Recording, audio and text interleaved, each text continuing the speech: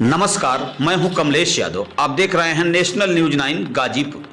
खबर गाजीपुर से है कि भगवान बिरसा मुंडा की जयंती को करीब 10 जगहों पे बड़े धूमधाम से मनाया जा रहा है। आपसे बताते चलें कि अखिल भारतीय वनवासी कल्याण आश्रम से संबद्ध सेवा समर्पण संस्थान गाजीपुर के द्वारा आयोजित भगवान बिरसा मुंडा जयंती 15 नवंबर 2023 को कादीपुर बहादुर वनवासी बस्ती में आयोजित किया गया। इसके साथ ही जिले के 10 वनवासी बस्तियों में जैसे अलीपुर, मदरा, पौटा, रामदासपुर, मीरपुर, दरौली, सिसवारे, बरहपारे, कादीपुर, बहादुर, सौरभ में संचालित एकल विद्यालयों एवं सदा जागरण केंद्रों पर मनाया गया।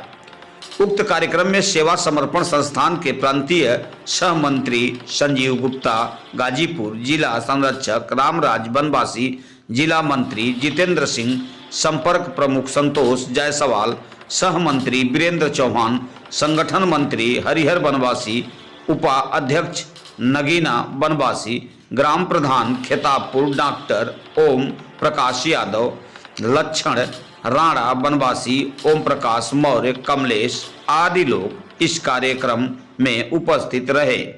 दोस्तों, बिरसा मुंडा ऐसे एक मानव थे जिसने भगवान भी कहा जा सकता है। जब हमारे देश में ईसा धर्म वाले धर्मांतरण कर रहे थे और तेजी से कर रहे थे, उस समय बिरसा मुंडा जी के द्वारा काफी संघर्ष किया गया और सभी लोगों को एकजुट किया गया। आइए जानते हैं कि क्या समाज सेवियों के द्वारा कहा गया। हिंदू समाज के खिलाफ, अपने सनातन धर्म के खिलाफ, और आज दुनिया की ईसाई लाबी और इस्लामिक लाबी और जो सनातन विरोधी लाबी है, कम्युनिस्ट लाबी है, बार बार यह कहने का प्रयास करती है कि जो आदिवासी है वो अलग है और बाकी आर्य अलग है, अन्य हिंदू अलग है। आज उनके मुंह पर तमाचा है भगवान बिरसा मुंडा का जीवन। भगवान बिरसा मुंडा अपनी सनातन संस्कृति की रक्षा के लिए, अपनी भारत माता की रक्षा के लिए ईसाइयों से, ईसाई उस समय इतना तेजी से धर्मांतरण कर रहे थे, भगवान बिरसा मुंडा ने उस धर्मांतरण के खिलाफ युद्ध छेड़ा, अंग्रेजों के खिलाफ युद्ध छोड़ा। जो आदिवासी बहला फुसला करके ईसाई बना दिए गए थे, भगवान बिरसा मुंडा ने घोषणा किया कि मैं भगवान का अवतार हूं और मैं आया हूं वनवासी समाज को पुनः जागृत करने के लिए। जैसे भगवान राम ने वनवासी नगरवासी को जोड़ने का काम किया। भगवान राम जब लंका गए सीता जी के चुरा लेने के बाद, तो भगवान राम अयोध्या से एक भी सिपाही और सैनिक नहीं लेके गए। इन्हीं कोल भील बानर रिक्ष, बानर कोई बंदर जो लोग पोंछ दिखाते हैं वो बानर नहीं थे, वो रिक्ष कोई भालू नहीं थे, वो कथा बनाने वालों ने बना दिया। आज भी आप जाएंगे तमिलनाडु और आंध्र के बेल्ट में तो बंदर जनजाति के लोग रहते हैं और रिक्ष जनजाति के लोग रहते हैं। भगवान राम बताइए कहाँ अयोध्या है और कहाँ लंका। वहीं के लोगों को भगवान ने वनवासियों को इकट्ठा किया और उनको लेकर के, और इतने महाप्रतापी रावण कैसा था, जिसकी सोने की लंका थी, जिसका कुबेर, जिनके खजांची थे, जिनका रथ जो है सूर्य हाँकते थे, ऐसे प्रतापी रावण को हराने के लिए भगवान राम अयोध्या से सेना नहीं ले गए।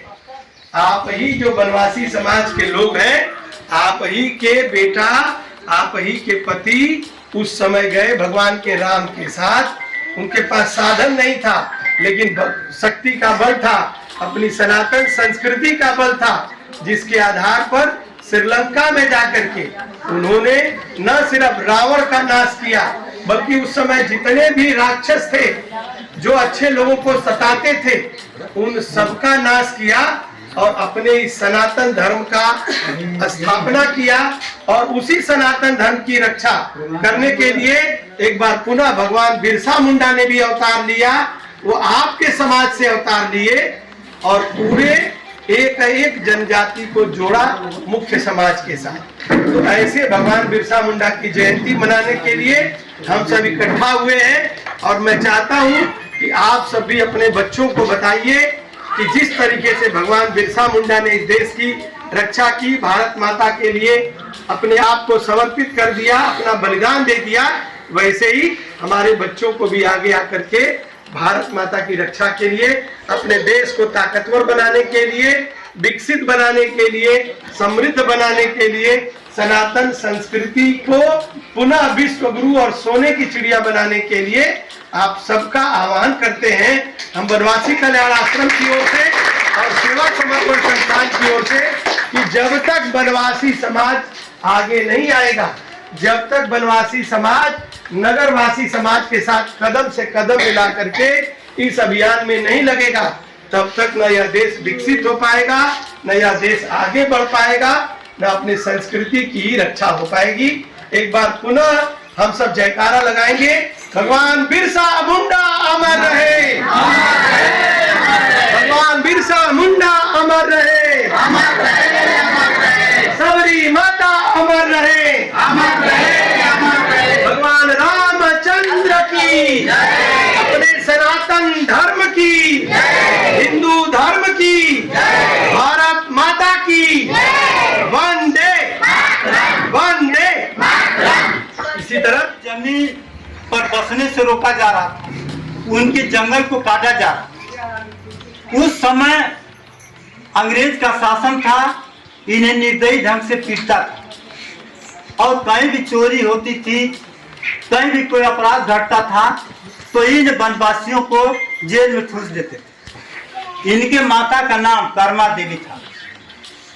ये आपके ही तरह थे, आप जैसे माँ लोग हैं उसी तरह माँ भी कर्मा देवी थी। उस समय ये बच्चे छोटे थे और अपनी माता पिता से बोले कि माँ हम पढ़ेंगे, पढ़ने के लिए हम स्कूल जाएंगे। लेकिन उस समय ऐसा उत्पीड़न हम लोगों के साथ था कि कोई भी आदमी नाम लिखने के लिए तैयार नहीं होता कि कोई भी जाए। आप हिंदू हो, आप आदिवासी हो, इसलिए आपके बच्चे को हम नहीं लिखेंगे ना। आप पहले धर्म परिवर्तन करो, ईसाई बनो, तब जाकर आपके बच्चे का नाम लिखेंगे। उनके माता पिता ने बच्चे के पढ़ाने के लिए धर्म को परिवर्तन किया, तब जाकर उनका नाम लिखा गया। स्कूल का प्रबंधक तो आदिवासी वनवासी को उल्टा सीधा बोलने लगा। यह बात जो है एक बच्चे को खल गई। उसने कहा कि आप विदेशी हैं और दूसरे मुल्क से आकर के हमारे देश में शासन करते हैं और हम ही को गाली देते हैं, यह चलेगा नहीं। आप अपनी बात वापस कर लीजिए और राज दूसरे का, यानी हम यहाँ के मूल निवासी हैं और ये जो विदेशी हैं हमारे पर शासन करते हैं, इनका शासन नहीं चलेगा। उन्होंने कम उम्र में ही मुसहर, वनवासी, कोल, भील, मुंडा को एकत्रित किए और अपनी एक फौज बनाई। तो पहला शुरुआत क्या किए कि जो बाहर के लोग थे, जो अंग्रेज यहाँ बाहर के थे और हमें जबरन क्रिश्चियन बना रहे थे, तो उनका जो है पहले उनसे मुकाबला शुरू किए। कम से कम 4 उस समय एक साथ उन्होंने 4 जो है गिरजाघर में आग लगाई। उन्होंने उनका सोच था कि अंग्रेज हैं वह धर्म की आड़ में हमें आदिवासियों को क्रिश्चियन बना करके हमारे पर अपनी संस्कृति थोप रहे हैं और हमारे देश पर राज करते हैं, इसलिए पहले इनके धर्म को नष्ट किया। इसके बाद धीरे धीरे उन्होंने एक बहुत बड़ी फौज बनाई और अंग्रेजों के विरुद्ध उन्होंने छोटे टुकड़ों में बटे हैं, तो उसमें बनाया गया अलग अलग प्रांतों के लिए ऐसे 26 शाखाएं बनी। उस 26 शाखा में पूर्वी उत्तर प्रदेश के नाम से सेवा समर्पण संस्थान है, जिसको हम लोग पूर्वी उत्तर प्रदेश के नाम से जानते हैं, जिसमें हमारा नेपाल है, गोरखपुर है, बनारस है, गाजीपुर है, मिर्जापुर है, सोनभद्र है, ऐसे ऐसे करके सेवा समर्पण संस्थान। इस सेवा समर्पण संस्थान में हम लोगों के यहाँ पहले बात को आप लोग भली बात से जान लीजिए कि मुसहर का मतलब जो वनवासी हुआ तो एक चोर है, डकैत है, ये करता हो, मतलब तरह तरह की जितना भी समाज में गंदगी हो, बुराई हो, सब उसके जिम्मे होती है। तो सेवा समर्पण संस्थान के माध्यम से हम लोगों ने जोड़ करके इसको पहली बात की आपको सम्मान दिलाने का काम किया। आज आपको महसूस हो रहा होगा 10-20 वर्षों से विगत काम हो रहा है गाजीपुर में। आप जिस भी बाबू साहब के घर जाते होंगे, जिस भी पंडित जी के घर जाते होंगे, आज से जो 20 साल पीछे वाला होगा और आज जो होगा, अपने को अंतर जरूर महसूस करता होगा। करते हैं कि नहीं करते हैं?